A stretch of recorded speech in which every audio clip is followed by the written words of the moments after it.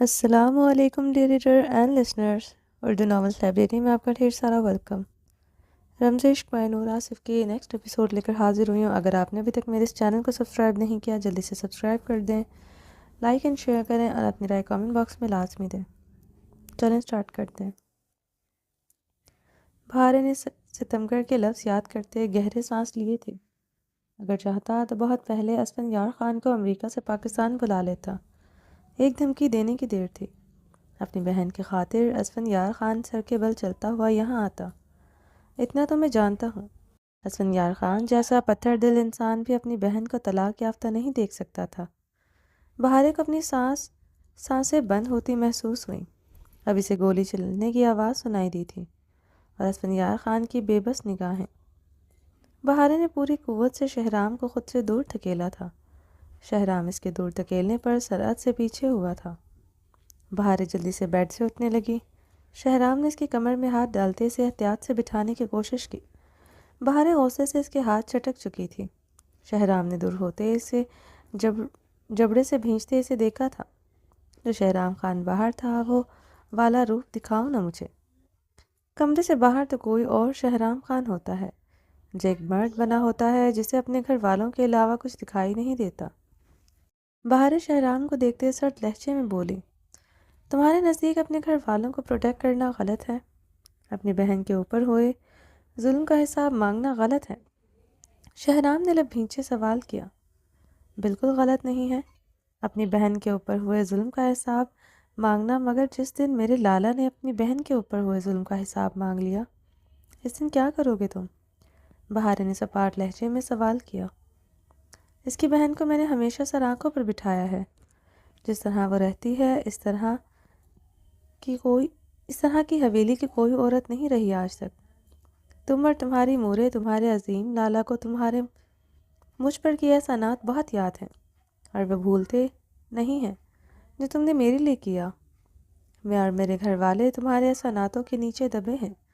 میں تو حیران ہوں، جس طرح تم میری مورے کو میری مرے ہوئے بدکردار لالا کے تانے مار رہے تھے، اسی طرح سب کو چیخ چیخ کر کیوں نہیں بتایا کہ میری حویلی چھوڑ کر دبئی بھاگ رہی تھی؟ بتا دیتے تمہاری اور واہ واہ ہوتی، اور میری مورے، میرے بابا، میرے لالا کی آنکھیں مزید جھک جاتی کہ تم نے ان کی بدتمیز حویلی سے بھاگنے والی عورت کو سر بٹھا رکھا ہے۔ شہرام پاس بیٹھا اس کی باتیں بمشکل برداشت کر رہا تھا، مگر اس کی بھاگنے والی بات برداشت نہ کر سکا۔ کیا بکواس کر رہی ہو بہارے؟ تمہاری عزت میری عزت ہے۔ میں مر سکتا ہوں، یہ لفظ کبھی منہ سے نہیں نکال سکتا۔ میں کیوں یہ سب کے سامنے کہوں گا؟ شہرام نے بہارے کو دیکھتے غصے سے مٹھیاں بھینچی تھی۔ شہرام خان، اور کتنی منافقت دکھاؤ گے تم؟ جس عورت کی عزت تمہاری ہے، اسے ہی طلاق دینے کی بات کر رہے تھے۔ جس عورت سے عشق کے دعویدار تھے، اسی عورت سے بے وفائی کر رہے تھے تم۔ بہارے، میرا وہ مطلب نہیں تھا۔ شہرام نے گہرے سانس لیتے اس کی بات کاٹی۔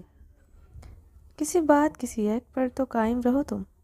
بے وفائی تم پوری طرح نہ کر سکے۔ میرے لیے طلاق کے بولے لفظوں کا مطلب وہ نہیں تھا جو میں وہاں کھڑا ہر شخص سمجھ رہا تھا۔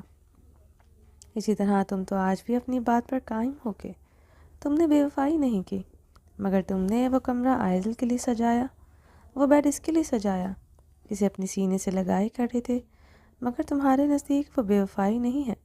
کاش بے وفائی ماپنے کا کوئی آلہ ہوتا، میں تمہیں بتاتی۔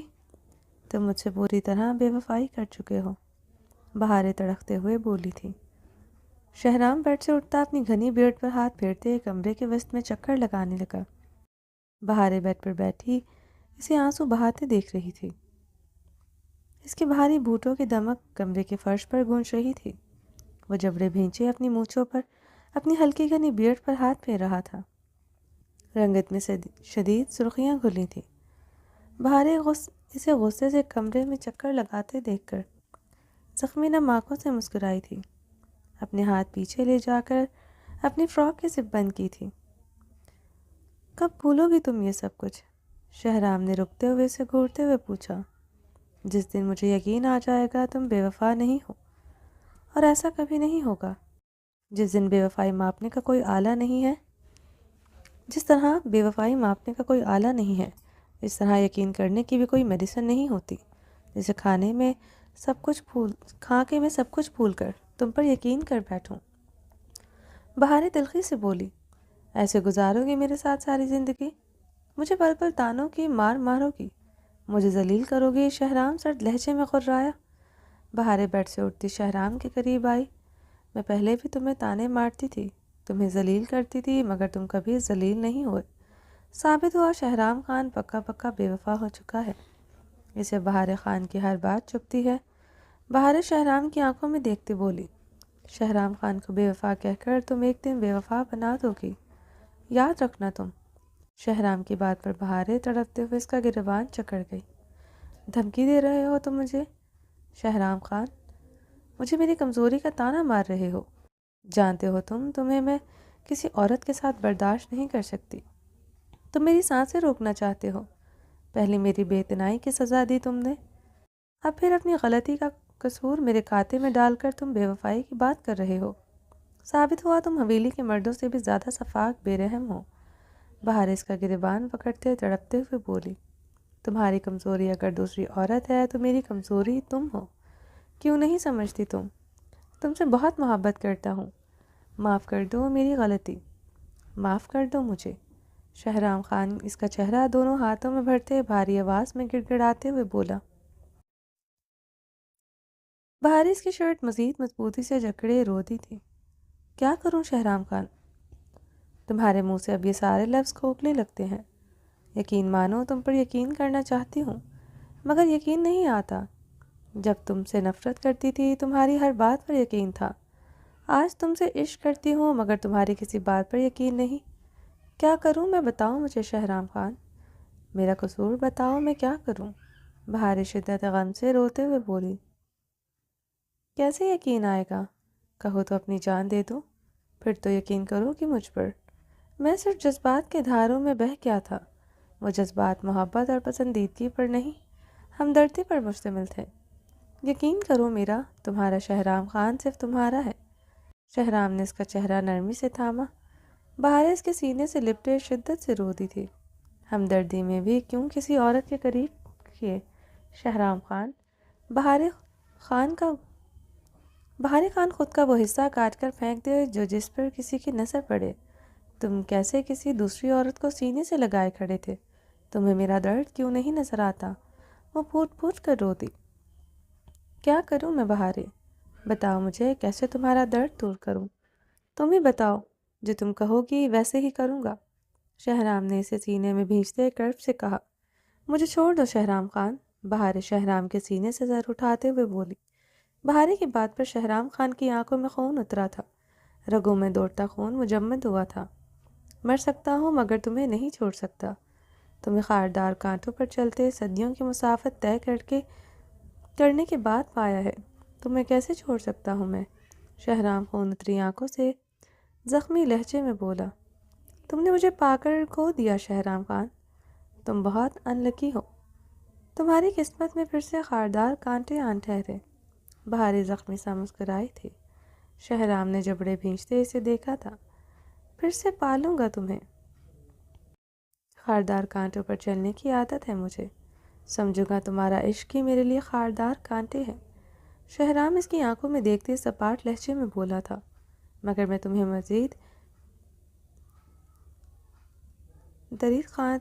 مزید ان خاردار کانٹوں پر چلنے نہیں دوں گی۔ بہاریں سرد لہجے میں کہتی بہرام کے کوٹ کی طرف بڑھی تھی۔ سوئے ہوئے بہرام کو اپنی باہوں میں بھرتے اپنے سینے سے لگائے بیڈ کی طرف بڑھی تھی۔ اپنی شال کندھوں پر ڈالے وہ دروازے کی جانب بڑھی تھی۔ شہرام جو الجھن بھری نگاہوں سے اسے دیکھ رہا تھا، اسے دروازے کی طرف بڑھتا دیکھ کر پریشان ہوا تھا۔ وہ جلدی سے اس کی طرف بڑھا۔ اتنی رات کو کمرے سے باہر کہاں جا رہی ہو؟ شہرام نے سختی سے اس کی کلائی جکڑتے غراتے ہوئے پوچھا۔ میں تمہارے ساتھ ایک کمرے میں اب مزید نہیں رہ سکتی، نہ تمہارا چہرہ آئندہ کبھی دیکھنا ہے، بہاریں نے سرد لہجے میں کہتے دروازے کے ہینڈل پر ہاتھ رکھا تھا۔ کیا تماشا لگا رہی ہو تم؟ اب تم ہمارے بیچ کی باتیں کمرے سے باہر لاؤ گی، میرا تماشا لگاؤ گی تم؟ شہرام دبی آواز میں غرایا۔ تمہیں میرا کمرے سے جانا نہیں چبھ رہا، بلکہ اس بات کا ڈر لگ رہا ہے کہیں تمہارے کرتوت گھر والوں کے سامنے نہ آ جائیں۔ بہارے کی بات پر شہرام اس کے بال چکر گیا۔ کون سے میرے کرتوت؟ جواب دو مجھے۔ میں شہرام خان ہوں جو کسی سے ڈرتا نہیں ہے۔ اگر کسی سے آج تک ڈرا ہوں وہ صرف شہرام خان کی عورت بہارے خان ہے، جس کے آنسوں سے شہرام خان ڈرتا ہے۔ تم چیخ چیخ کر گھر والوں کو سب کچھ بتا دو، میں مزید بے خوف ہو جاؤں گا۔ اگر تم ایسا کر کے مجھ پر دباؤ ڈالنا چاہتی ہو تو تم غلط سوچ رہی ہو، اس لیے تماشا مت کرو۔ بہرام کو گوٹ میں لٹاؤ اور تم آرام سے بیڈ پر چلو۔ شہرام اس کے بال چکڑے اس کی نم آنکھوں میں دیکھتے دبی آواز میں گررایا۔ تب تو ڈرو گے نا جب میرا لالا تم سے میرے ہاسپٹل میں زندگی اور موت سے لڑنے کی بابت پوچھے گا؟ تب تو ڈرو گے نا جو میں اس نازک حالت میں دن رات رو رہی تھی؟ میرے آنسوؤں کا حساب میرا لالا بھی تمہارا گریبان پکڑ کر لے گا۔ تم بھی میرے لالا کی طرح بے بس کھڑے ہوگے۔ تب تمہیں شاید میری اور میرے لالا کی تکلیف کا اندازہ ہو۔ بہارے بہرام کو سینے سے لگائے روتے ہوئے بولی، تو تم یہ کمرہ اسفندیار خان کی وجہ سے چھوڑ کر جا رہی ہو؟ شہرام تلخی سے بولتے اس کے بال چھوڑ چکا تھا۔ میرے لالا پر گولی چلائی تم نے شہرام خان، مجھے اتنا بھی حق نہیں کہ میں رو سکوں، تم سے حساب مانگ سکوں۔ اپنے لالا اپنی بہن کے ساتھ کھڑے تھے۔ تم میرا شوہر میرا شہرام خان کہاں تھا اس وقت؟ اگر میرے لالا نے غلطی کی ہے وہ سزا بھگتے گا، تو سزا تم بھی بھگتو گے، اب میری اور بہرام کی جدائی کی صورت میں۔ میرے اور بہرام کے قریب آئندہ مت آنا، بہارے سرد سپاٹ لہجے میں بولتے کمرے کا دروازہ کھولتے نکل گئی تھی۔ شہرام خان نے گہرے سانس لیتے اپنے بال مٹھیوں میں جکڑے تھے۔ دوسرے ہی پل اس نے چیختے ہوئے کمرے میں رکھا واز اٹھا کر زمین پر پٹک دیا تھا۔ ڈریسنگ ٹیبل پر رکھی تمام چیزیں کی جس میں نیچے الٹتی تھیں۔ وہ چیختے ہوئے کمرے کی ایک ایک چیز نیچے پھینک رہا تھا۔ اپنا کمرہ بہارے اور بہرام کے بغیر برداشت نہیں ہو رہا تھا۔ وہ پاگل ہو رہا تھا جیسے۔ وہ اپنے بال مٹھیوں میں جکڑے شدت سے چیخا تھا۔ اسفندیار ہاسپٹل کے کمرے کے باہر کھڑا ٹہلتے ہوئے سگریٹ پی رہا تھا۔ عابر کے بے رخی بے اعتنائی جیسے اس کے حواس تل سلب کر رہی تھی۔ اس کی باتیں اس کے لہجے کا سرد پن رگوں میں دوڑتا خون مجمد کر رہا تھا۔ 7 ماہ سے خود کے لیے تڑپتے ہوئے دیکھا تھا، اب وہ کہہ رہی تھی وہ اس کے دل میں نہیں رہتا۔ اسفندیار خان تو جیسے مر رہا تھا، سب کچھ قبول تھا، جدائی بھی قبول کر سکتا تھا، مگر اس پر اپنا تسلط کبھی ختم نہیں کر سکتا تھا۔ اسے لے کر وہ بے انتہا پاگل تھا۔ اسے بہت پہلے معلوم ہو گیا تھا یہ عورت اس کے لیے بہت خاص ہے۔ جب وہ رات رات بھر سو نہیں پاتا تھا، کروٹ کے بل مدھم روشنی میں اس کے خوبصورت چہرے کو تکتا رہتا تھا۔ اب تو وہ جیسے اس کی رگوں میں خون کی مانند دوڑتی تھی، نہیں برداشت کر سکتا تھا ہیزل گرے آنکھوں میں اس کے لیے ہر جذبہ ٹھنڈا پڑتا دیکھ کر۔ مگر سچ میں اب ہیزل گرے آنکھوں میں وہ نہیں تھا، وہاں اسے دیکھ کر صرف سرد مہری تھی۔ وہ تو اس کے قریب آنے پر برف کی سل کی طرح ٹھنڈی تھی۔ گرم تو اس کا بدن ہوا تھا، آگ کی بھٹی کی مانند وہ تپ رہا تھا، وہ تو گلیشیئر کی طرح سرد تھی۔ اسفندیار خان کو اس کی ٹھنڈی دھڑکنیں، ٹھنڈے ہاتھ یاد آئے تھے۔ آج اس کے بدن کی گرمی، اس کے جذباتوں کی تپش اسے گرم ہی نہ کر سکی تھی۔ اسفندیار خان نے تیش و عالم میں چیختے ہوئے پوری قوت سے مکہ دیوار پر دے مارا تھا۔ وہ پھر مکے مارتا ہی چلا گیا تھا۔ تڑپنا کیا ہوتا ہے آج اسے پتہ چلا تھا۔ ان 7 ماہ میں تو وہ تو تڑپا تھا ہی نہیں۔ اسے صفاق پٹھانی کو خود کے لیے تڑپتا دیکھ کر اس کے اندر سلگتے تڑپتے جذبوں کو راحت مل جاتی تھی، مگر آج وہ تو آتش گیر مادے کی طرح جیسے پھٹ رہا تھا۔ وہ اتنی اجنبیت کیسے برت سکتی ہے؟ کیسے زران کو فون کر سکتی ہے؟ عابر نے زران کو کال کی تھی، وہ ابھی تک جیسے صدمے کی کیفیت میں تھا۔ اس نے کئی بار اس پر ہاتھ اٹھایا، اس سے پہلے بھی اسے ڈریسنگ روم میں بند کیا تھا۔ سر پر چوٹ لگنے کے باعث وہ بے ہوش ہو گئی تھی، مگر اس نے کبھی بھی زران کو کسی بات کی خبر نہیں ہونے دی تھی۔ وہ سب کے سامنے اس کی کلائی پکڑ کر گھسیٹتے ہوئے لے جاتا تھا۔ وہ خاموشی سے اس کے ساتھ چل پڑتی تھی، کبھی اپنی کلائی چھڑواتی نہیں تھی۔ آج اس نے کیا کیا؟ غربت کے لمحات میں زران کو کال کر ڈالی۔ اسفند اپنی گردن رب کرتے ٹہلتے ہوئے سگریٹ کے گہرے کش لینے لگا تھا۔ سینے میں بھڑکتی آگ بھڑکتی ہی جا رہی تھی۔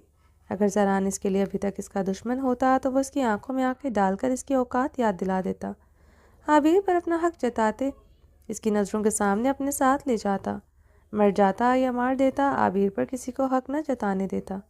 بادشاہ رام خان کی بھی تو ہوتی، وہ اس کا مقابلہ کر لیتا، مگر زران خان زادہ کیا کرتا؟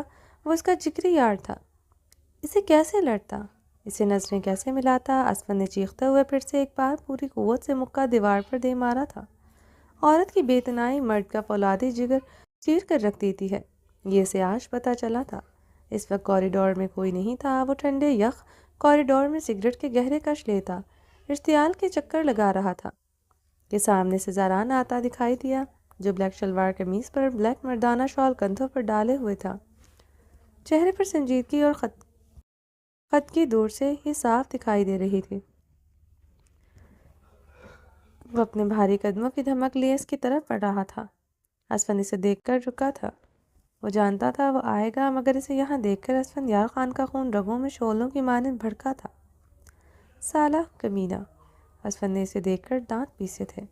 زران کا عابر پر حق جتانا اسے ہمیشہ اشتعال میں مبتلا کر دیتا تھا، آج اسے یہاں دیکھ کر اس کا بس نہیں چل رہا تھا۔ زران کے زخمی چہرے کا حلیہ بگاڑ کر رکھتے۔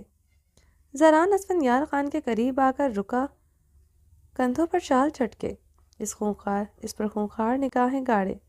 کیوں چاہتا ہے جو گولی میں نے تجھ پر چلنے نہیں دی، وہ ان قریب میں خود تیرے سینے میں اتار دوں۔ زران نے اسفند کو خون شام نگاہوں سے گھورا، تو کیوں چاہتا ہے تیرا زخمی چہرہ میں اس حد تک بگاڑ کر رکھ دوں تو اپنی جان سے پیاری بیوی کے پاس جانے کے قابل نہ رہے۔ اسفند جواباً زران کے قریب ہوتے گھٹرایا، اپنی گندی زبان سے میری بیوی کا ذکر ایک بار اور کیا تو ابھی اس وقت تیرے سینے پر گولیاں چلا کر اپنی بہن کو بیوہ کر دوں گا۔ زران اسفند یار خان پر قہر بار نگاہ ڈالتے اس کا گریبان جکڑ گیا تھا۔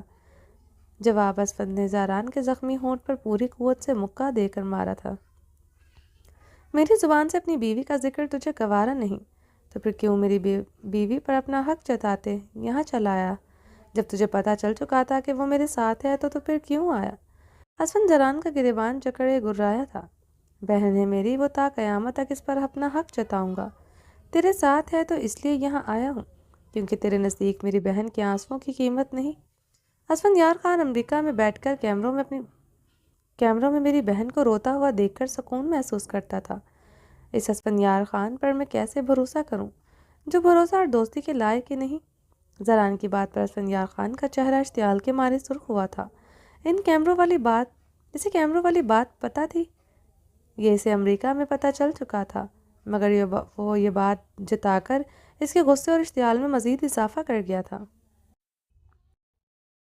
اپنے حد میں رہو تو بہتر ہوگا، ورنہ بھول جاؤں گا تم میرے جگری یار ہو جو مجھے اپنی جان سے بڑھ کر عزیز ہے۔ اسفند غصے سے اسے شعلہ بار نگاہوں سے گھورتے جا رہا تھا۔ زران نے اس کی بات پر اپنا زخمی ہونٹ انگوٹھے سے مسلتا ہوا گھور کر دیکھا تھا۔ اور جس دن میں بھول گیا تو مجھے جان سے بڑھ کر عزیز ہے، اس دن میں تیری بہن اپنی بہن تیرے پاس نہیں رہنے دوں گا۔ زران نے جواباً اسفند کے جبڑے پر مکہ مارتے اپنا بدلہ اتارا تھا۔ اسفند نے اپنے ہونٹ سے نکلا خون صاف کرتے زران کو خون شام نگاہوں سے گھورا تھا۔ شکر منا، مجھے تو اپنے خون کے رشتوں سے بھی بڑھ کر پیارا ہے، ورنہ سچ میں آج اپنی بہن کو بیوہ کر ڈالتا۔ زران سنجیدگی سے کہتے کمرے کی طرف بڑھا۔ زران، اسفند نے گہرے سانس لیتے اسے پکارا۔ صفاق پٹھانی تو اسے دھتکار چکی تھی، وہ اندر سے ٹوٹ رہا تھا۔ اسے صفاق پٹھانی کے ساتھ صفاق بھائی کی ضرورت تھی جس کے گلے وہ لگنا چاہتا تھا۔ زران، اس کے لہجے میں وہ تڑپ محسوس کرتے اپنی مٹھیاں بھینچ گیا تھا۔ اس کا فولادی دل اپنے دوست کی پکار پر تڑپا تھا۔ کتنے ہی پل خاموشی کے بیچ گئے تھے۔ کوریڈور کی سرد فضا میں خاموشی گہری ہوئی تھی، مدھم سانسوں کی آوازیں گونج رہی تھی۔ مر گیا تیرے لیے زران، نام مت لینا آئندہ سے میرا، زران نے رخ پلٹے بغیر کہا تھا۔ وہ تیز قدموں سے کمرے کا دروازہ کھولتے اندر داخل ہونے لگا تھا۔ عابر کمرے سے چادر میں لپٹی نکلی تھی۔ لالا، عابر زران کو پکارتے اس کے سینے میں سمائی تھی۔ اسفند رخ پلٹے ہی کھڑا تھا۔ کیا ہوا عابر بیٹا، تم یہاں کیسے؟ زران نے پلٹتے ہوئے اسفند کی پشت کو گھورتے ہوئے پوچھا تھا۔ لالا، اسفندیار خان نے مجھے غصے میں آ کر ڈریسنگ روم میں بند کر دیا تھا۔ پورا ایک دن اور رات بند کرنے کے بعد اسفندیار خان کو ہوش آیا کہ وہ ایک جیتے جاگتے وجود کو ڈریسنگ روم میں بند کیے ہوئے ہے۔ ایک رات اور ایک دن میں سردی کی شدت اور بھوک ہوش کھو بیٹھی تھی۔ آج آپ کی بے گناہی پر اسفندیار خان مجھ پر رحم کھا کر ہاسپٹل لے آیا۔ عابر کی بات پر اسفند کا وجود زلزلوں کے زد میں آیا تھا۔ وہ سچ میں اس کی نہ رہی تھی۔ اس نے پلٹتے ہوئے بے یقینی سے عابر کو دیکھا، جو چادر میں لپٹی سے سر سپاٹ نگاہوں سے دیکھ رہی تھی۔ زران اسفندیار خان کی طرف غصے سے بڑھا تھا۔ رہنے دے لالا، میں اسفندیار خان کو سزا سنا چکی ہوں۔ اب وہ میری سزا قبول بھی کر چکا ہے۔ اب میرا اور آپ کا اس کے ساتھ کوئی تعلق نہیں ہے، عابر سرد انداز میں کہتی آگے بڑھ گئی تھی۔ زران نے گہرا سانس لیتے اسفندیار خان کو دیکھا، جو پترائی کیفیت میں کھڑا تھا۔ زران نے لب بھینچے اسفند کو دیکھتے اپنی گردن رفع کی تھی۔ پھر وہ گہرا سانس لیتے عابر کی طرف بڑھ گیا، جو تیز تیز قدموں سے کوریڈور عبور کر چکی تھی۔ ابرش بلیک فل گاؤن نائٹی میں ملبوس تھی، سلکی براؤن بال کمر پر بکھرے تھے۔ وہ مہمان خانہ کے کمرے میں موجود کب سے اضطرابی انداز میں چکر لگا رہی تھی۔ وہ پچھلے 4 گھنٹوں سے مسلسل اضطرابی کیفیت میں چکر لگا رہی تھی۔ وہ پچھلے 5 گھنٹوں سے حویلی واپس نہیں آیا تھا۔ ستارہ خان کی کال اسے کیوں آئی اور ایسا کیا ضروری کام تھا، اسے جانا پڑا۔ چکر لگاتے اس کی ٹانگیں شل ہو چکی تھی، مگر اسے ایک پل کے لیے چین نہیں آ رہا تھا۔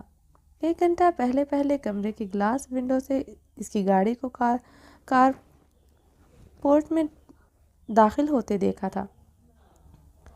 10 منٹ بعد اس کی گاڑی کو پھر سے حویلی کے گیٹ سے باہر جاتے دیکھا تھا۔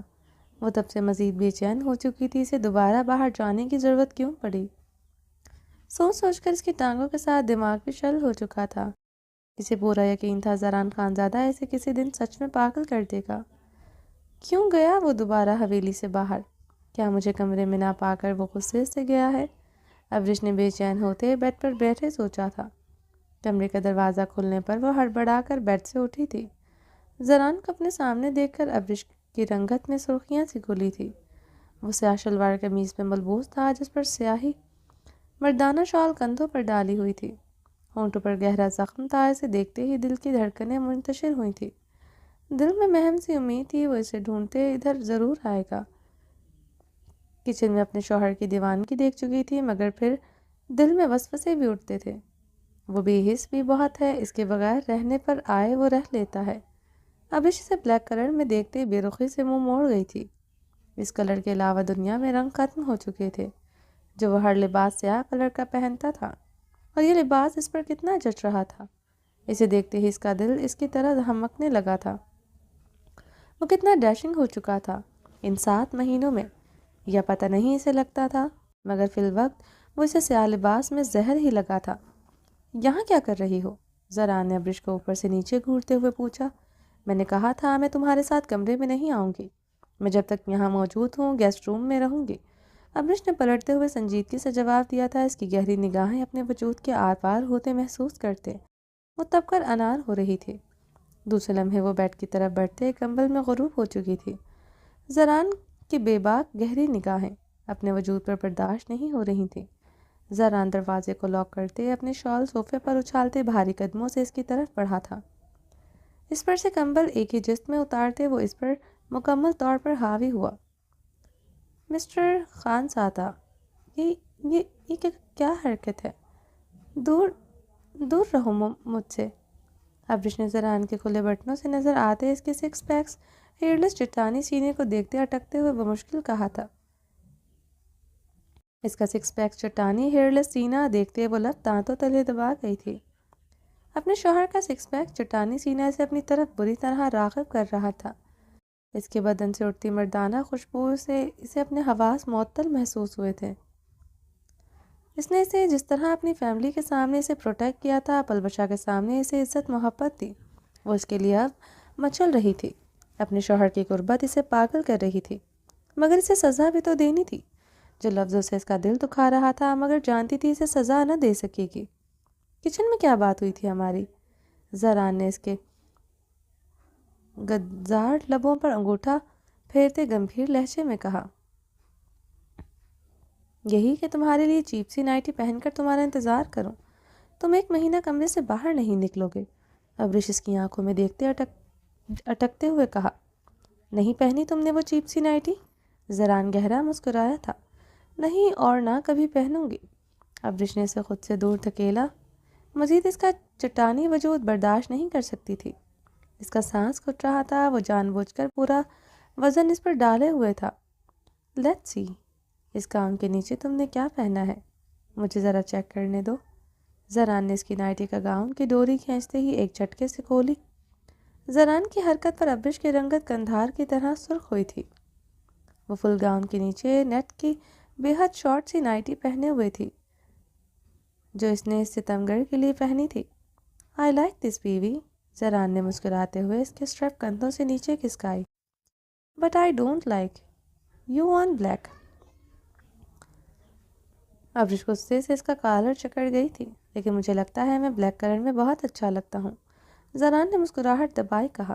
میری بہت سی فینس نے مجھے یہ بتایا ہے، صرف ایک ڈائی ہارٹ فین تھی، اسے مجھ پر بلیک کلر نہیں پسند تھا، تمہاری طرح۔ زران کی بات پر ابرش کی رنگت فک ہوئی تھی، وہ جلدی سے نظریں چکا گئی تھی۔ زران کی مسکراہٹ گہری ہوئی تھی۔ اپنی ساری فین سے بات کرتے ہو تم؟ ابرش نے زران کی آنکھوں میں دیکھتے لب کاٹے پوچھا۔ تمہاری قسم کسی سے بھی نہیں کرتا۔ زران نے ابرش کی ناک کے ٹپ پر اپنے لب رکھے تھے۔ اب چلیں کمرے میں میری جان، باقی کی تشویش کمرے میں چل کر۔ زران نے اس کے گال پر شدت سے دانت کاڑے تھے۔ ابرش اس کی شدت پر سسک کر رہ گئی تھی۔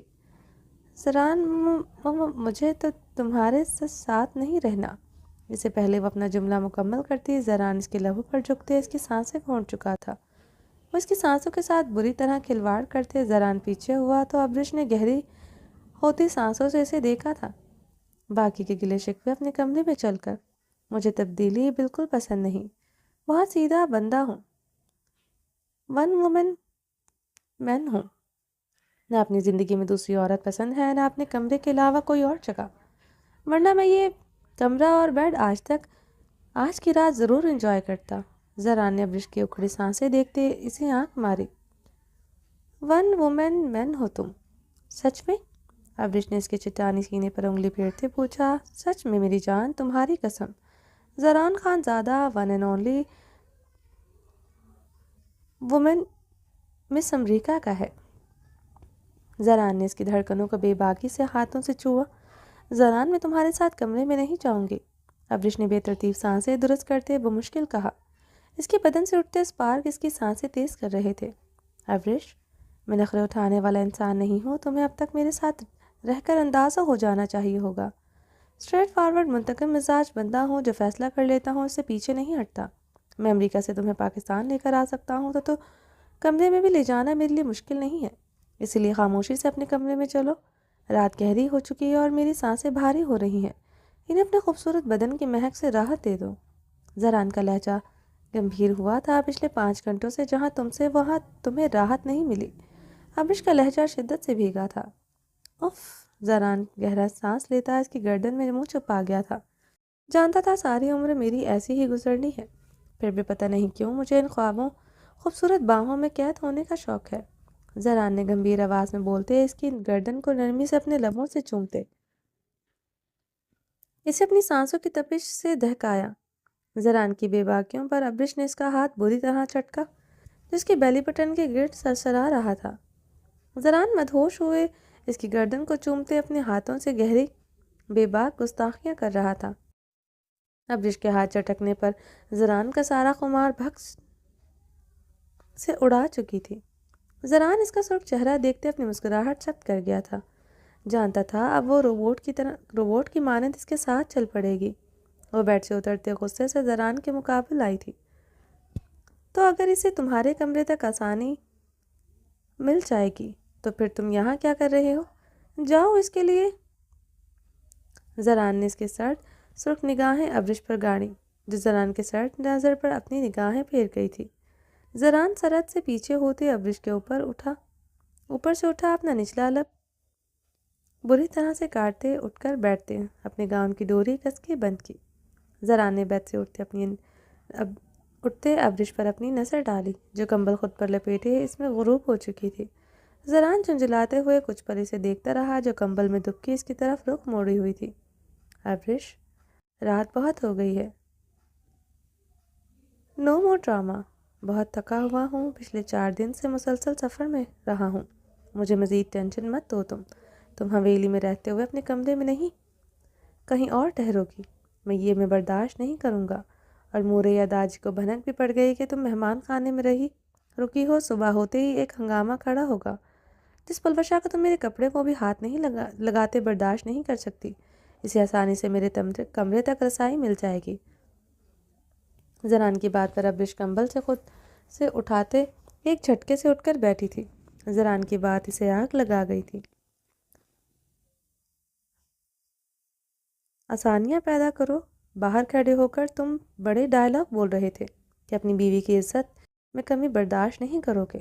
بند کمرے میں تم ایک عام مرد کی طرح دوسری شادی کی دھمکی دے کر اسے اپنے سامنے جھکانا چاہتے ہو۔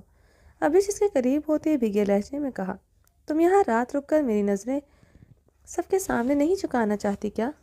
مورے کا تم سے یہی ایک مسئلہ ہے کہ انہیں لگتا ہے کہ تم میرے حقوق پورے نہیں کرتی۔ جب میرے کمرے سے باہر راتیں گزارتا تھا ہمارے بیچ پلوشا آئی نا۔ اب تم رات یہاں رکو گی تو وہ ہمارے بیچ نہیں آئے گی کیا؟ لیکن کیوں آئے گی وہ ہمارے بیچ؟ تم اسے حویلی سے کیوں نہیں نکالتے؟ آج سب تمہارے سامنے خاموش ہو گئے تھے۔ اس حویلی میں تمہاری چلتی ہے، تمہارے مورے بھی تمہارے سامنے نہیں بولتی۔ تم اتنے مجبور نہیں ہو کہ اس پلوشا کو حویلی سے واپس نہ بھیج سکو۔ ابرش نے غصے سے لفظ چباتے بھیگے لہجے میں کہا تھا۔ ابرش، کیوں چاہتی ہو کہ میں سب کے مقابل آ جاؤں؟ جس انداز میں نے آج سے مورے سے بات کی ہے میں نے کبھی نہیں کی۔ میں شوہر ہونے سے پہلے ایک بیٹا ہوں، یہ بات یاد رکھنی چاہیے تمہیں۔ پلوشا یہاں رہے گی، یہ مورے کا فیصلہ ہے، میں اس کے فیصلے کے خلاف کیسے جاؤں؟ بتاؤ مجھے۔ زران نے سنجیدگی سے استفسار کیا۔ انہوں نے تمہاری شادی بھی پلوشا سے طے کی تھی، وہ بھی کر لیتے اگر تم اپنی مورے کے خلاف نہیں جا سکتے۔ ابرش اس کی باتوں پر روحانسی ہوئی تھی۔ زران اسے کلائی سے کھینچتے اپنے قریب کر گیا تھا۔ میرا جینا مرنا تمہارے ساتھ ہے میری جان، میری خوبصورت بیوی۔ جس دن یہ سمجھ جاؤں گی کبھی کوئی تمہیں لیٹ ڈاؤن نہیں کرے گا۔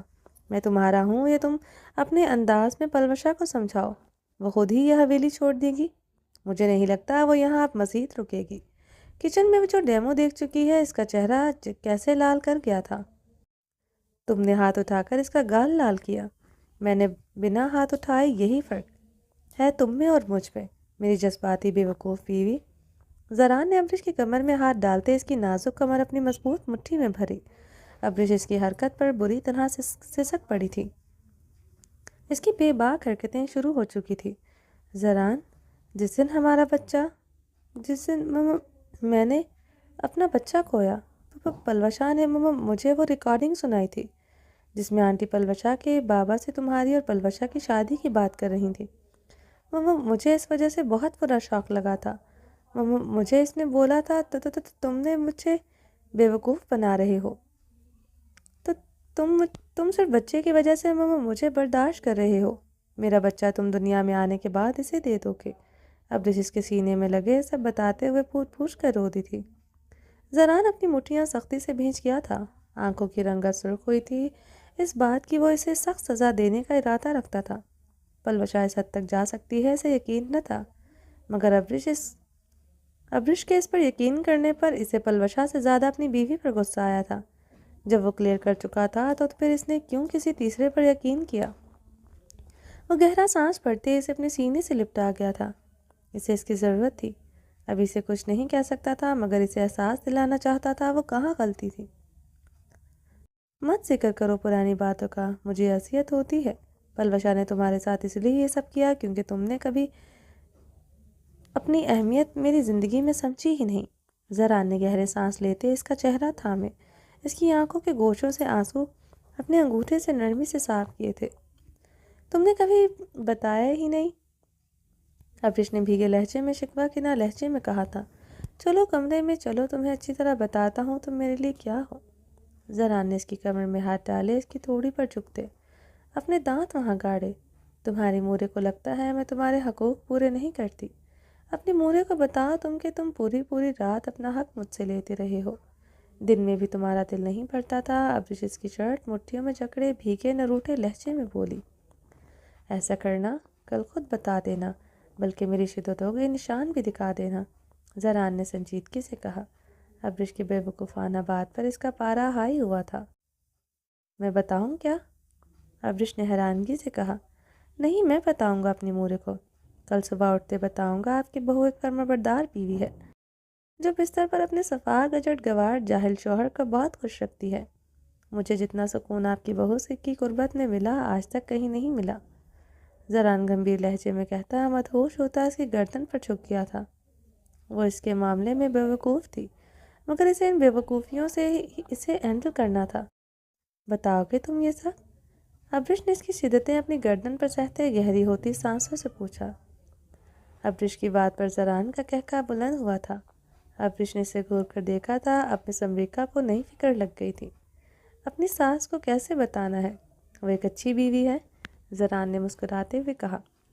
میں نہیں بتانا چاہتی، تم نے کہا تمہاری مورے کو لگتا ہے میں تمہارے حقوق پورا نہیں کرتی۔ تمہاری مورے کو پتہ ہونا چاہیے اپنے بیٹے کو جتنا شریف سمجھتی ہیں وہ ہے نہیں۔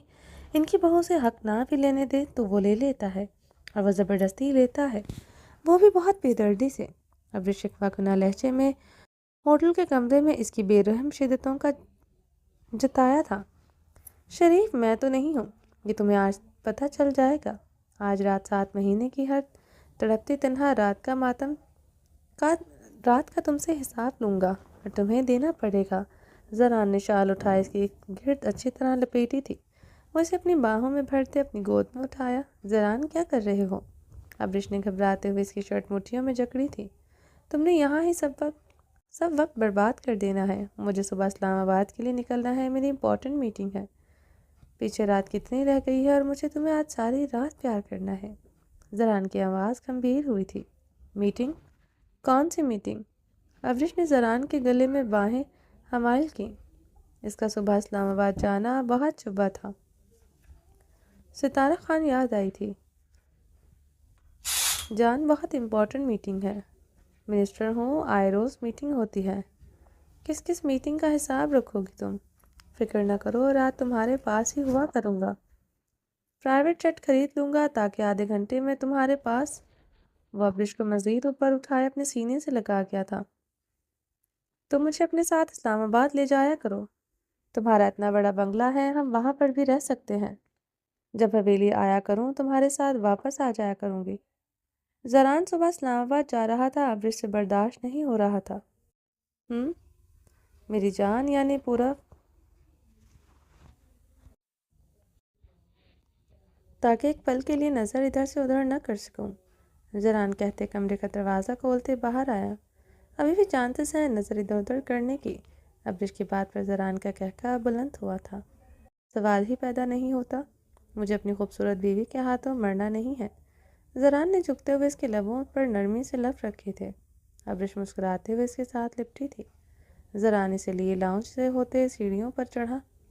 امینہ خانم جو کچن سے اپنے کمرے کی طرف جا رہی تھی، زران ابرش کو گود میں اٹھائے سیڑھیاں چڑھتے دیکھ کر ان کی رنگت شرم سے سرخ ہوئی تھی۔ وہ اسے بے باکی سے گود میں اٹھائے باتیں کرتے سیڑھیاں چڑھ رہا تھا۔ ابرش اس کی گردن میں باہیں حمائل کرتے اس کے سینے سے لپٹی ہوئی تھی، مدھم آواز میں کچھ کہہ رہی تھی۔ اس کی کسی بات کا زران کا سیڑھیاں چڑھتے ہوئے کہکہ بلند ہوا تو امینہ خانم گہرا سانس لے کر رہ گئی تھی۔ زران کو خوش دیکھ کر ان کی آنکھیں نم ہوئی تھی۔ ابرش کو زران کے سینے سے لپٹے بھی دیکھ چکی تھی۔ ان کے دل میں سکون کی لہر دوڑی تھی۔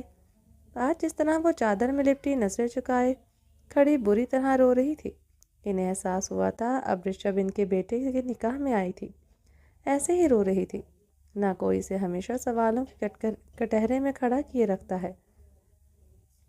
آج زہلے کی وجہ سے سمیع اللہ نے اس پر سوال اٹھائے تھے۔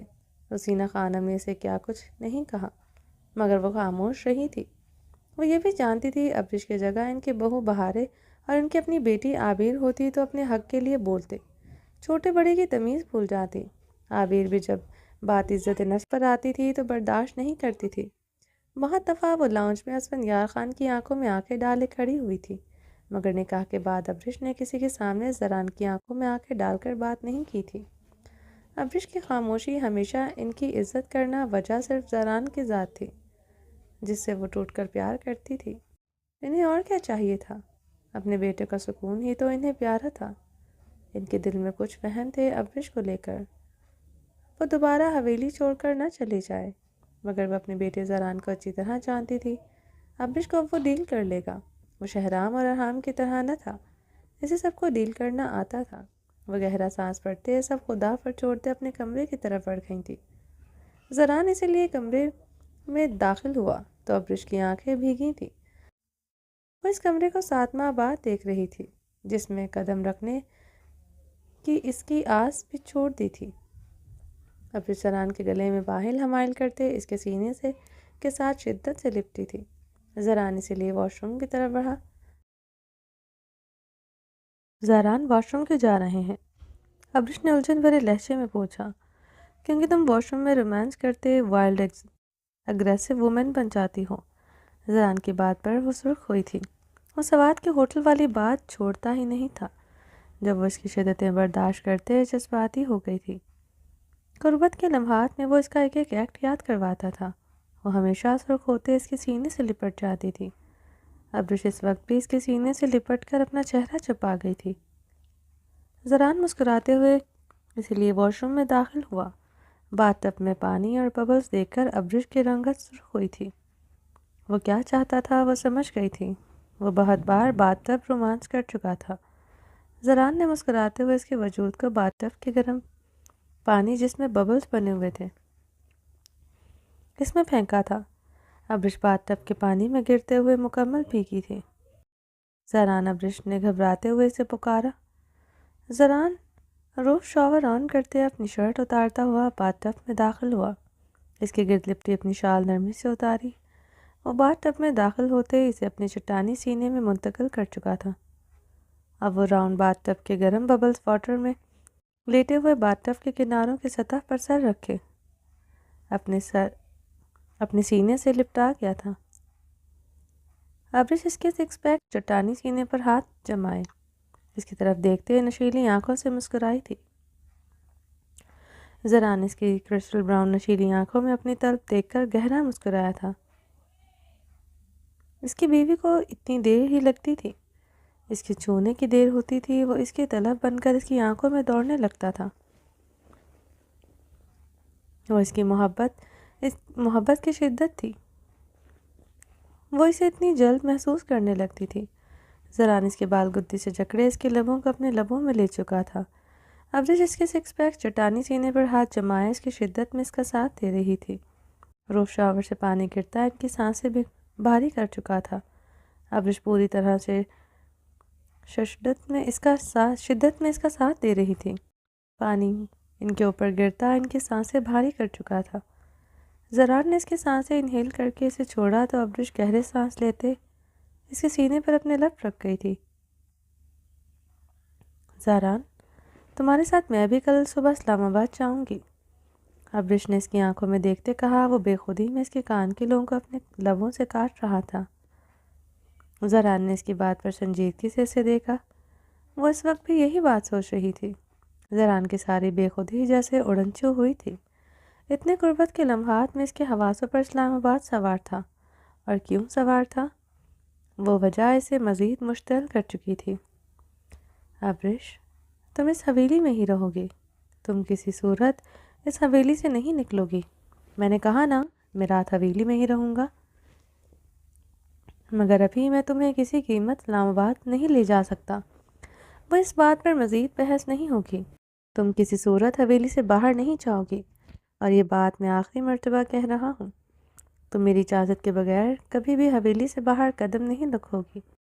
وہ اسے لے کر جذباتی تھی۔ وہ اسلام آباد میٹنگ کے لیے گیا ہو، وہ کسی وجہ سے اس کے پیچھے بھی آ سکتی تھی، جس طرح پلوشا کی باتوں پر بنا بتائے گاڑی لے کر نکل گئی تھی، اور وہ کوئی حماقت نہ کرے۔ وہ پریشان ہوا تھا۔ اس حویلی سے باہر ابھی وہ اسے کہیں نہیں لے جا سکتا تھا۔ منسٹر بن کر وہ مزید خطروں میں گر چکا تھا۔ زاران کا بے حد سنجیدہ چہرہ دیکھ کر ابرش روحانسی ہوئی تھی۔ اتنا بڑا بنگلہ ہے تمہارا، تم اپنی بیوی کو وہاں نہیں رکھ سکتے؟ کیوں؟ کیا وجہ ہے اس بات کی؟ پھر تم مجھے مینٹلی سک وومن کہتے ہو جو کچھ بھی سوچ لیتی ہے۔ اس ستارہ کو لے کر تم اس بنگلے پر پارٹی تھرو کر سکتے ہو مگر مجھے لے کر نہیں جا سکتے۔ ابرش کی بات پر زران اسے خود کے اوپر سے بری طرح سے دور دھکیلتا بات تب سے باہر نکل آیا۔ وہ ٹاول ریک سے ٹاول لیے غصے سے اپنے کیبن میں داخل ہوتے شاور کے نیچے کھڑا ہو چکا تھا۔ ابرش نے روحاں سے ہوتے بے یقینی سے زران کو دیکھا جو شاور لے رہا تھا۔ ابرش کتنی دیر بھیگی آنکھوں سے بات کیبن سے اس کے شرٹ لیس مدھم سے نظر آتے اس کے عکس کو دیکھتی رہی۔ وہ اسے یوں بیچ میں چھوڑ جائے گا اسے یقین نہیں آ رہا تھا۔ جس طرح اس نے اسے خود سے دور دھکیلا وہ بے یقینی کی کیفیت میں تھی۔ جس رومانس کے لیے وہ پاگل ہو رہا تھا اسے اب چھوڑ کر شاور لے رہا تھا۔ ابرش نے بے دردی سے اپنے لب کاٹے۔ وہ ایسا ہی تھا، وہ کیوں بھول جاتی تھی؟ اگر ایسا نہ ہوتا تو وہ اس کے بغیر کیسے اتنی راتیں گزار سکتا تھا؟ ابرش کو وہ وقت یاد آیا جب وہ 2-3 دن کمرے میں نہیں آتا تھا، کیسے وہ ایک بیوی کے اکڑ توڑ چکا تھا۔ 4 ماہ حویلی میں گزرے ہوئے عرصے میں وہ راتوں کو 2 ماہ کمرے میں نہیں آیا تھا۔ یہ 2 ماہ وہ راتیں اس نے کیسے تڑپتے تنہا سے سکتے ہوئے گزاری تھی۔ اسی بے اتنائی نے اس کے اندر اس کا کانفیڈنس سب ختم کر دیا تھا۔ وہ نیچے اس کے لیے سٹینڈ لے سکتا تھا مگر بند کمرے میں چند سوالوں کے جواب دے کر اس کی انسیکیورٹی دور نہیں کر سکتا تھا۔ ایئرپورٹ، ہوٹل اور پارٹی میں ستارہ کو دیکھ کر وہ اپنے شوہر سے کچھ پوچھ بھی نہیں سکتی تھی۔ ابرش گہرے سانس لیتے بات تب سے اٹھی تھی۔ وہ غصے سے بات کیبن کا گلاس ڈور کھولتے اندر داخل ہوئی۔ گلاس ڈور اس نے اتنی زور سے بند کیا تھا گلاس ڈور بری طرح سے جھنجھنا اٹھا تھا۔ زران نے سرد نگاہوں سے ابرش کو دیکھا جو اسے بھیگی شعلہ بار نگاہوں سے گھور رہی تھی۔ وہ دونوں غصے سے ایک دوسرے کی آنکھوں میں آنکھیں گاڑے ہوئے تھے۔ یکدم زران اس کے بالوں کو پیچھے گدی سے پکڑے اسے اپنے قریب کرتے اس کے بھیگے لبوں پر جھکے اس کی سانسیں گھونٹ گیا۔ ابرش نے تڑپتے ہوئے اسے خود سے دور کرنا چاہا۔ وہ اس کی نائٹی کی ڈوری کھینچتے اسے ریموو کرتے۔ ابرش کا گلاس وال کے ساتھ لگا گیا۔ وہ دونوں شاور کے نیچے بھیگ رہے تھے۔ زران اسے گلاس وال سے لگا اس کی گردن کو دبوچے اس کے لبوں پر شدت سے جھکا اپنے لبوں کی تشنگی پیاس مٹا رہا تھا۔ ابرش ذرا سی مزاحمت کرتی زران کے ہاتھ کا دباؤ اس کی گردن پر بڑھنے لگا تھا۔ ابرش اپنی مزاحمت روکتے زران کا وحشی لمس اپنے لبوں پر برداشت کر رہی تھی۔ شاور سے گرتی نیم گرم پانی کی بوچھاڑ ان کی سانسوں میں ہلچل مچا چکی تھی۔ زران کی شدت پر ابرش کی سانسیں گھٹ رہی تھیں مگر پورا وجود بے ترتیب ہوتا جیسے ہچکولے بھر رہا تھا۔ باریک نائٹی سے نظر آتے دلکش خد و خال نظر آتے زران کا بدن ابرش کے نازک بدن کا طلبگار ہوتا جا رہا تھا۔ زران ایک ہاتھ سے اپنے ہاتھوں کی بے باکی بڑھاتے اس کے لبوں کو اب دانتوں میں دبا گیا تھا۔ ابرش اس کے حصار میں تڑپ کر رہ گئی تھی۔ زران کافی دیر تک اس کے لبوں پر جھکے اس کی سانسیں بری طرح انہیل کرنے کے بعد پیچھے ہوا تھا اس کے نازک لب لہو چھلکا رہے تھے۔ خون کی ہلکی سی بوندیں اس کے لبوں پر چمک رہی تھی۔ ابرش گلاس وال سے ٹیک لگائے اپنی سانسیں بحال کرتے آنکھیں موند گئی تھی۔ زران اپنی شدت سے اس کی جان جیسے نکال چکا تھا۔ وہ اس کے معاملے میں ایسا ہی جنونی تھا، اسے اپنی قربت میں سانس نہیں لینے دیتا تھا۔ زران اس کے بے ترتیب نائٹی میں اس کے خوبصورت بدن کو گہری نگاہوں سے دیکھتے اس کے لبوں سے خون کی بوند چننے کے لیے ہاتھ بڑھایا تھا۔ ابرش اسے اپنا منہ پھیر گئی تھی۔ ضرورت نہیں مجھے تمہاری، رہنے دو اس زخم کو تاکہ میں تمہارے مورے کو پتہ چلے تم نے اپنا حق بہت بے دردی سے لیا ہے تاکہ ان کی نظروں میں میری عزت بڑھ جائے کیونکہ رات بھر میں نے ان کے بیٹے کو خوش رکھا ہے۔ اس کے بعد مجھے ایک اچھی بیوی ہونے کا خطاب ملے گا۔ ابرش نے شبنمی لہجے میں کہتے اپنا زخمی ہونٹ بے دردی سے انگوٹھے سے رگڑا۔ اب مورے کو بیچ میں کیوں لا رہی ہو؟ زران نے لب کھینچے اس کے نچلے لب کو گہری نگاہوں سے دیکھا جہاں زخم کافی گہرا تھا۔ وہ اپنے جنون میں اس کے لبوں کی نازکی بھول گیا تھا۔ کیوں نہ لاؤں زران بیچ میں؟ انہیں لگتا تھا میں تمہارے حقوق پورے نہیں کرتی، اس لیے وہ بیچ میں پلوشا کو لے آئیں، جس عورت کو ان کا بیٹا گن پوائنٹ پر اپنے گارڈز کے ہمراہ اٹھا کر زبردستی اپنی حویلی لے آئے، جس عورت کو وہ بھرے جھرگے میں تھپڑ لگائے وہ اس کے بعد اسی عورت سے نکاح کر لے۔ اس عورت کی کیا وقت ہوگی؟ آخر اس کے مرد کی نظر میں وہ مرد اس سے زبردستی اپنا حق وصول کرے گا کہ نہیں؟ حویلی بھی اسی مرد کی، کمرہ بھی اسی مرد کا اور عورت بھی اسی مرد کی۔ وہاں وہ عورت کیا کر سکتی ہے جو مرد پر حق رکھتا ہو، جو اس سے طاقت میں کئی گنا زیادہ ہو؟ اس مرد کے ایک تھپڑ پر عورت دور لڑکھڑاتی ہوئی جا پڑے۔ وہ اس مرد کا کیا مقابلہ کرے گی آخر؟ مگر پھر بھی آپ کی مورے نے مجھے قصوروار سمجھ کر سزا دی۔ اتنی ناسمجھ اور معصوم تو نہیں آپ کی مورے جو سمجھ نہ سکیں کہ حقوق پورے کرنے کی ذمہ داری آپ کی تھی، میری نہیں۔ مجھے تو بے بسی سے صرف بیڈ پر سہنا تھا۔ پھر بھی آخر کیوں آپ نے انہیں اتنا حق دیا وہ میرے اور آپ کے بیچ آئیں، وہ آپ سے ہماری پرسنل باتیں کریں؟ ابرش نے تلخی سے بولتے استغفار کیا۔ کچھ دیر پہلے جو اسے خود سے دور جس طرح دھکیل کر آیا، زران کی یہ حرکت جیسے اس کا دل توڑ چکی تھی۔ عجب سی تذلیل محسوس ہو رہی تھی۔ ابرش مورے کے خلاف ایک لفظ نہیں سنوں گا۔ وہ جہاں تک بات ہے تمہارے ساتھ زبردستی کرنے کی، پہلی رات چاہتا تو تم سے زبردستی کرتا، مگر نہیں کی۔ 2 مہینے تمہارے قریب نہیں آیا، اور جب تمہارے قریب آیا تم نے مجھے سیڈیوس بہکانا شروع کر دیا تھا۔ میں تمہارے قریب تمہاری مرضی پر آیا۔ زران نے اسے گھورتے لفظ چبائے تھے۔ یہی تو کہہ رہی ہوں زران، کیوں مجھے ضرورت پڑی تمہیں سیڈیوس کرنے کی؟ اپنے ولیمہ نائٹ کو خود تمہیں سونپا تھا۔ کیوں تم نے مجھے ٹھکرا کر میری تذلیل کی؟ ان 2 ماہ میں تم نے میری آنکھوں میں اپنی چاہت اور طلب دیکھ نہ سکے؟ تم نے کیوں اپنی مورے کو نہیں بتایا کہ وہ عورت تو میرے حقوق پورا کرنا چاہتی تھی، مگر میں نے اس کے حقوق ادا نہیں کیے؟ بتاتے نا اپنی مورے کو تم، اس عورت کو اپنے گھٹنوں پر لا کر اس کی سیلف رسپیکٹ مار کر تمہیں سکون ملتا ہے۔ ابرش شبنمی لہجے میں بولتی اپنے رخ پر گری شبنمی بے دردی سے ہتھیلی سے صاف کر گئی۔ ابرش ان سب باتوں کا مطلب کین یو ایکسپلین؟ ابھی تھوڑی دیر پہلے تم مجھے خود کو سونپ چکی تھی، میری شدت میں میرا ساتھ دے رہی تھی، اس نازک وقت میں تمہاری ان باتوں کا مطلب کیوں چاہتی ہوں میں آج رات بھی بیوی ہوتے ہوئے بھی تکیے کے ساتھ لپٹ کر سوؤں؟ زرانے سے کمر سے تھامے خود کے قریب کر گیا تھا۔ ابرش کا گیلا بدن اس کے ہوش اڑا رہا تھا۔ وہ آج رات اس سے دور نہیں رہ سکتا تھا۔ اپنی بیوی کے جذباتی پن سے واقف تھا، یہ بات نہ صحیح وہ کوئی اور بات پکڑ لیتی۔ سو سکتے ہو تمہارے نزدیک شاید مجھ سے زیادہ وہ تکیہ زیادہ اہمیت رکھتا ہے جو میری کمی ان 7 ماہ میں پورا کرتا رہا۔ ابرش اسے خود سے دور کرتے چٹکتے ہوئے بولی، لہجے میں شدید جلن تھی۔ وہ تکیے سے لپٹ کر سو کر اس کی کمی پورا کر لیتا تھا۔ وہ کوئلوں کی مانند جیسے سلکی تھی۔ وہ اس کے معاملے میں اتنی ہی پوزیسو تھی، وہ کبھی اس کی محبت نہیں سمجھ سکتا تھا، کبھی لفظوں کی مار مار کر خود سے دور دھکیل کر اس کا وجود کرچیوں سے بھر دیتا تھا۔ نیچے جو ہوا، امریکہ میں زہلے نے جو کہا، وہ اس وقت شدید ذہنی دباؤ میں تھی۔ زران کی چھوٹی چھوٹی باتیں اسے جیسے کاٹ رہی تھی۔ زران اس کے لہجے میں جلن محسوس کرتے اسے خود سے لپٹائے، اس کے عارض پر شدت سے اپنے دانت کاٹ گیا تھا۔ ابرش نے اس کی شدت پر سسکتے ہوئے اسے خود سے دور کرنے کی کوشش کی۔ وہ مزید اسے اپنے سینے میں لپٹائے، اسے خود میں بھینچے، اس کی نازکی محسوس کرنے لگا جس کے جوان جذبوں میں آگ لگا گئی تھی۔ چھوڑو مجھے، تم ان نازک لمحات میں بھی مجھ سے دور ہو سکتے ہو، خود پر کنٹرول کر سکتے ہو۔ میں تمہارے لیے کبھی تمہاری دیوانگی نہیں بن سکتی، کبھی تمہارا جنون نہیں بن سکتی۔ تم کبھی میرے ناراض ہونے پر پریشان نہیں ہو سکتے، تم کبھی میرے لیے رات پر تڑپ نہیں سکتے، کیونکہ تمہیں میرے دل میں میری روح سے محبت نہیں، تمہاری طرح باہوں میں ریئیکٹ نہیں کر سکتی، تمہیں پوری طرح سیٹسفائیڈ کرتی ہے، اس لیے تم مجھے اپنی زندگی میں واپس لے آئے۔ ابرش کی بات پوری ہونے پر وہ اسے خود سے الگ کرتے گلاس وال پر بری طرح پٹک چکا تھا۔ وہ بری طرح گلاس وال کے ساتھ لڑکھڑائی تھی۔ ابرش نے گلاس وال میں سمائے زران کو دیکھا جو اسے سرد نگاہوں سے گھور رہا تھا۔ یہی سمجھی ہو ابھی تک میری زندگی میں اپنی اہمیت؟ خود کو ایک چیپ ماڈل سے ملا رہی ہو؟ تمہیں سر سے پیر تک پردے میں چھپا کر ایسے ہی رکھتا ہوں۔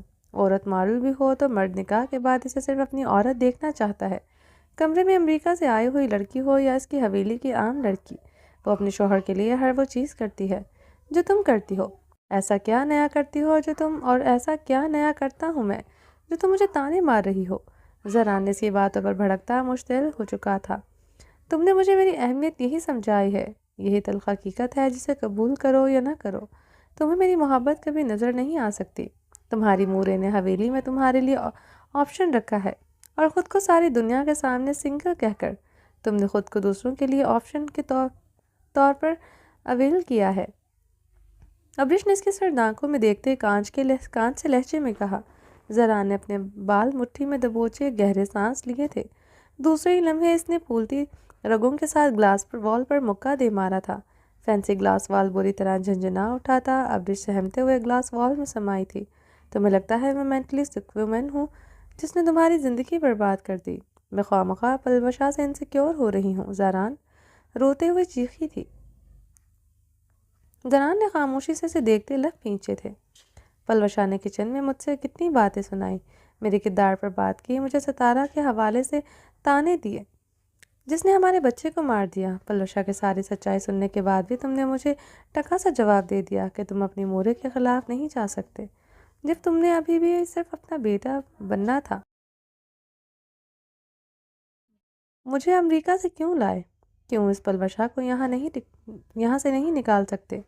میں تمہاری جگہ ہوتی اس پلوشا کو جان سے مار ڈالتی جس نے ہمارے بچے کو نقصان پہنچایا۔ اب اس بھیگے لہجے میں بولتی چیخی تھی۔ میرے قصور ایک بار بتاؤ ستارہ خان، میری مورے وہ پلوشا یا پھر تمہارے جسم کی چاہ یا پھر تمہیں باتب میں خود سے دور چٹکنا؟ ایک بار بتاؤ کیا گناہ ہوا ہے مجھ سے؟ زران نے اس کے قریب ہوتے کاٹ تار لہجے میں پوچھا۔ ابریش اس کی باتوں پر اسے خود سے دور دھکیلتے بات کیبن کا شیشہ کھولتے باہر جانے لگے۔ زران سے بازوں سے جکڑے ایک گلاس وال سے لگا کیا تھا۔ کیا چاہتی ہو مجھے بتاؤ؟ تمہیں کیا لگتا ہے مجھے صرف تمہارا جسم چاہیے؟ میرے نزدیک تمہاری یہی ویلیو ہے۔ میں تمہارے قریب نہیں آؤں گا، زران نے ابریش کو گھورتے سنجیدگی سے کہا۔ کمرے سے باہر رہ کر اپنی راتیں نیچے لاؤنج میں اور اپنی مورے کے گھٹنوں سے لگ کر گزارو گے؟ زران کے قریب نہ آنے والی بات پر وہ مزید سلکی تھی۔ میں کمرے سے باہر نہیں جاؤں گا۔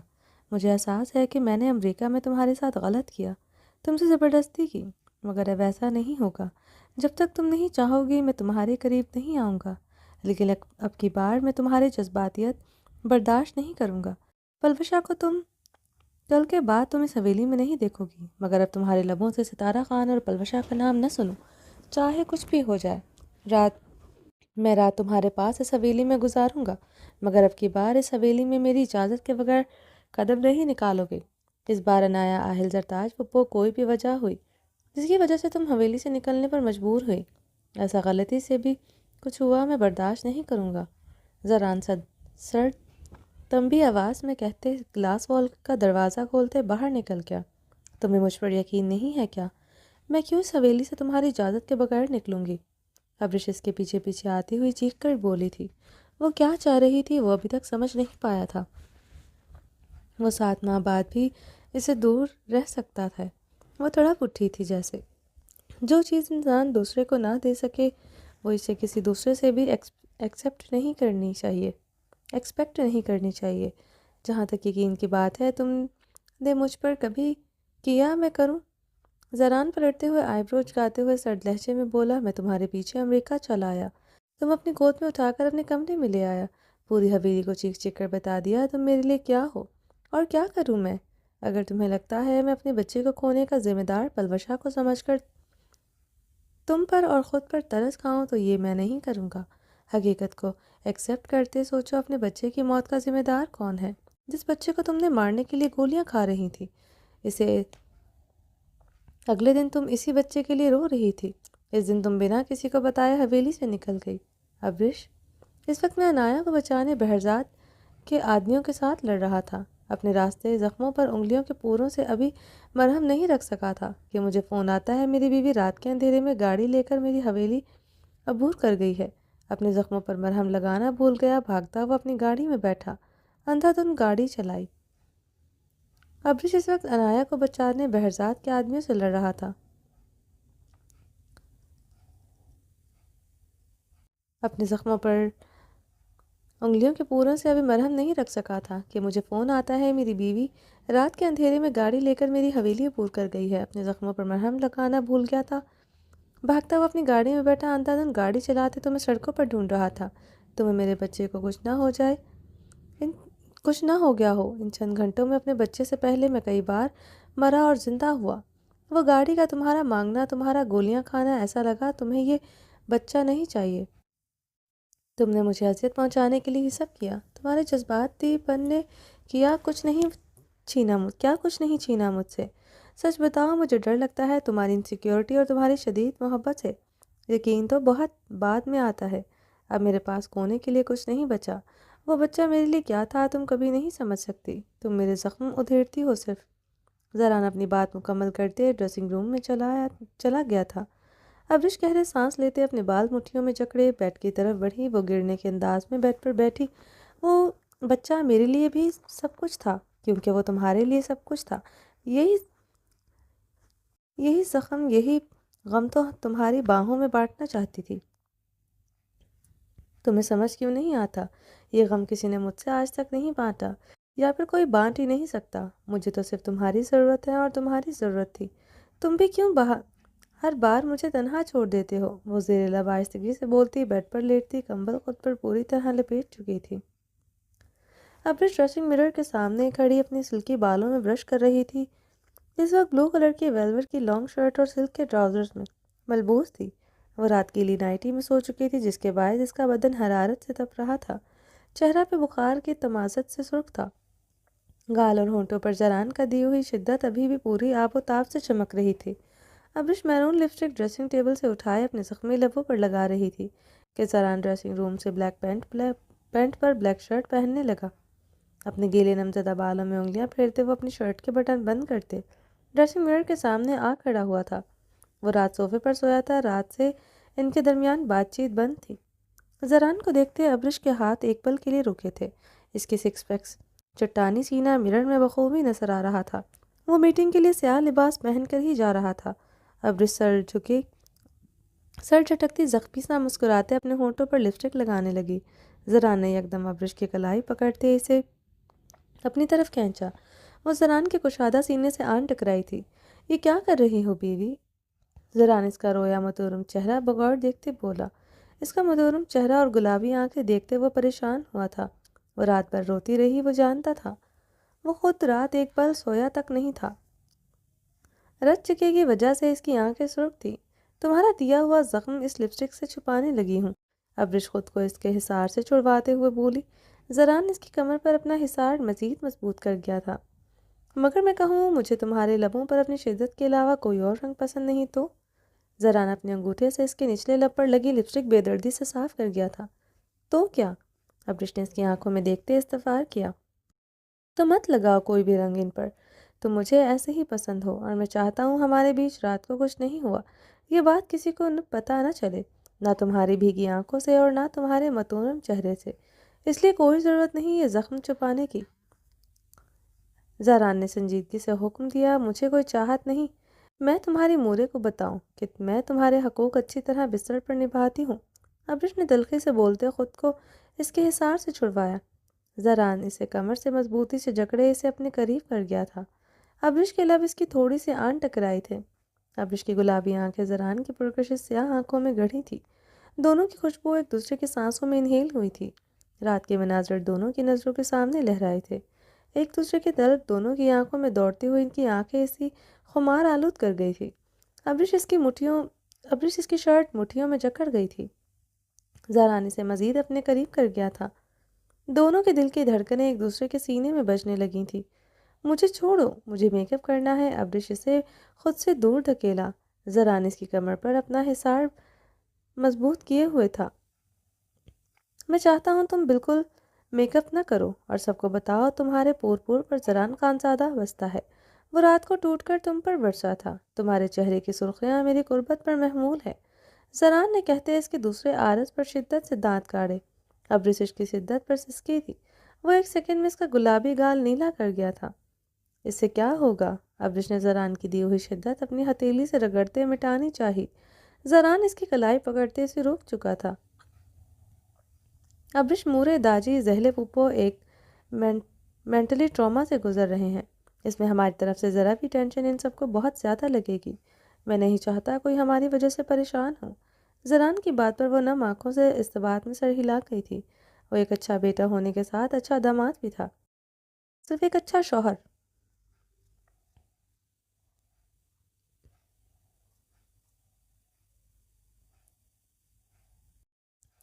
صرف ایک اچھا شوہر نہ تھا، بلکہ ابرش اپنی کانچی شبنمی آنکھوں میں اب کاجل لگانے لگی تھی۔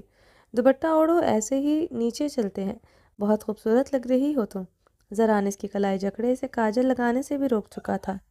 زران نے نرمی سے اس کی تھوڑی چوتے اسے قریب کرتے اس کے سلکی بالوں میں ڈریسنگ ٹیبل اٹھائے، ہاتھ پیچھے لے جا کر کیچر لگایا۔ تمہارے کھلے بال بھی مجھے پسند نہیں، میں چاہتا ہوں تم ہمیشہ میرے لیے کمرے میں یہ سب کرو۔ زران نے اس پر نیٹ کا دوپٹہ اڑھایا۔ بیٹس لگے دوپٹے، نیٹ کے بلو دوپٹے میں وہ چمکنے لگی تھی۔ زران اپنے اندر سورش جذبات سے لڑتے ہوئے جلدی سے پیچھے ہوا تھا۔ مگر میں تمہارے لیے کبھی اب تیار نہیں ہوں گی، ابرش نے سپاٹ انداز میں کہتے اپنا دوپٹہ اچھی طرح سر پر جمایا تھا۔ زران کچھ پل اسے دیکھتا رہا، وہ اسے دیکھتے رخ موڑ چکی تھی۔ زران اس کی طرف بڑھتے اس کی کلائی چکڑے کمرے سے باہر نکل گیا تھا۔ زران ابرش کی کلائی پکڑے ڈائننگ روم میں داخل ہوا۔ ڈائننگ روم میں اس وقت عابر، امینہ خانم، روزینہ خانم، پلوہ شاہ موجود تھے۔ سمیع اللہ، درید خان اور اربت خان زیادہ تر ناشتہ مردانے میں ہی کرتے تھے۔ شہرام اسفند رات سے حویلی نہیں آئے تھے۔ بہاریں اپنے سٹیچز کی وجہ سے کمرے میں ہی ناشتہ کرتی تھی۔ اپنے گھر والوں کو ڈائننگ روم میں نہ دیکھ کر ابرش کی آنکھیں نم ہوئی تھیں۔ یقیناً انہیں کسی نے پوچھا ہی نہ تھا۔ ان کی بے بسی یاد آئی تھی۔ رات کو کسی نے انہیں کھانے تک کا نہ پوچھا تھا۔ اس نے کون سا کھانا کھایا تھا؟ زران اسے چھوڑتا اسے ضروری کام کے لیے نکل گیا تھا اور واپس آ کر اسے ذرا پرواہ نہیں تھی کہ اس نے کھانا کھایا ہے یا نہیں۔ ابرش تلخی سے سوچ کر رہ گئی تھی۔ السلام علیکم مورے، زران نے آگے بڑھتے امینہ خانم سے سلام کیا۔ چلیں جی، باقی کا نیکسٹ ایپیسوڈ میں کنٹینیو کریں گے۔ امید ہے آپ کو ایپیسوڈ پسند آئی ہوگی، اور آج کل یہاں ہمارے پاس انٹرنیٹ کا ایشو چل رہا ہے، جس کی وجہ سے آپ لوگوں کو ایپیسوڈ لیٹ ملی ہے، اس کے لیے بہت معذرت۔ 3 سے 4 دن کے بعد ہمارا انٹرنیٹ چلا ہے۔ کافی جگہ پہ انٹرنیٹ کا ایشو چل رہا ہے، پتہ نہیں کیا ریزن ہے کیا نہیں، اللہ بہتر جانتا ہے۔ چلیں جی، ویڈیو کو لائک نہیں کیا جلدی سے لائک کر دیں، چینل کو سبسکرائب نہیں کیا جلدی سے سبسکرائب کر دیں۔ اپنا ڈھیر سارا خیال رکھیے گا، دعاؤں میں یاد رکھیے گا۔ اللہ حافظ۔